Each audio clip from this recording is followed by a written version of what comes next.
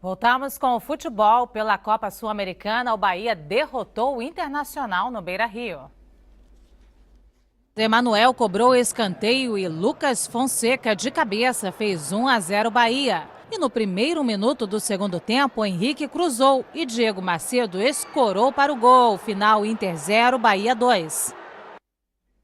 Também teve surpresa na Copa do Brasil. O Ceará derrotou o Botafogo no Maracanã. Aos 15 minutos do primeiro tempo, os cearenses venceram a disputa na área e Henrique fez 1-0. Hélder cruzou e Bill ampliou. No segundo tempo, Edilson diminuiu para o Botafogo, final Ceará 2-1. O Cruzeiro conseguiu a 1000ª vitória no Mineirão. A Raposa dominou desde o início e não teve dificuldade para fazer 5-0 no Santa Rita de Alagoas. Destaque para Marcelo Moreno, autor de 2 gols. O Curitiba levou a melhor sobre o Flamengo. Leandro Almeida abriu o placar. Luiz Antônio tentou cortar o cruzamento e fez contra 2-0. E no finzinho, Zé Love cobrou pênalti para definir 3-0 Coxa.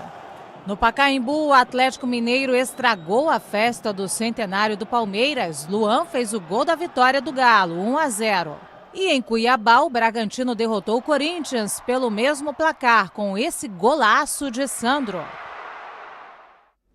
Também pela Copa do Brasil, na Arena das Dunas, o América de Natal venceu o Atlético Paranaense por 3-0. Sérgio do Bocage, boa tarde. Bocage, esses times grandes não foram muito felizes nessa rodada, não, né? Foi quase uma quarta-feira de cinzas, né? Final de festa para muita gente. A gente começou vendo aí os jogos da Copa Sul-Americana, que esse ano ficaram mais difíceis até mesmo do que a Copa do Brasil, por conta da eliminação, por exemplo, do São Paulo, do Internacional, do Fluminense, que não estão na Copa do Brasil e estão na Sul-Americana. Quem ficou com a vida mais complicada? Corinthians, Botafogo ou Inter?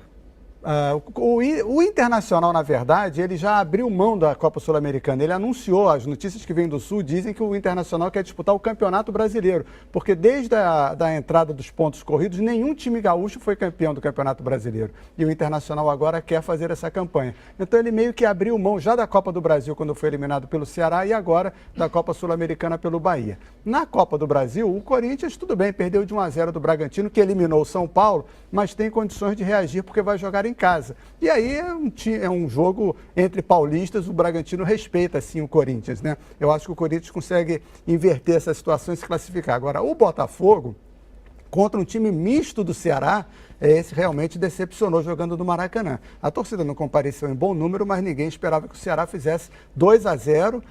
Teve o desconto depois do Botafogo e o Ceará ainda perdeu um pênalti, poderia ter ampliado essa vantagem. Acho muito difícil a situação do Botafogo na Copa do Brasil. A gente viu outros jogos, o Flamengo, por exemplo. Pois é, situação complicada. O Flamengo está igual o Internacional, abriu mão da competição. Ontem a escalação que o Vanderlei Luxemburgo usou era de um time que não queria seguir na competição. Está se dedicando ao brasileiro. Mais ao brasileiro. E se você imaginar que o treinador disse que não está disposto a disputar essa competição, o jogador entra em campo como?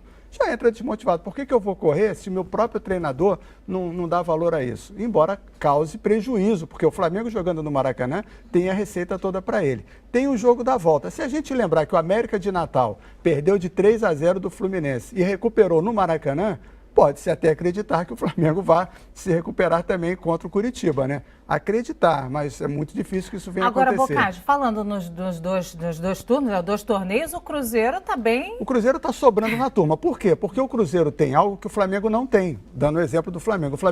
O Cruzeiro tem um time, tem um grupo forte. E, na verdade, pegou o adversário mais fraco dessa fase, que é o Santa Rita, que me desculpem os alagoanos. E aplicou logo 5-0, resolveu a situação dele. Vai ter de jogar a volta lá em Alagoas, vai dar renda para o Santa Rita, mas já está classificado. Mas o Cruzeiro tem time para as 2 campanhas. E mais, o Cruzeiro já é o campeão do turno do Campeonato Brasileiro com 2 rodadas de antecedência. Se ele perder os 2 próximos jogos, mesmo assim ele vai continuar na liderança do Brasileirão.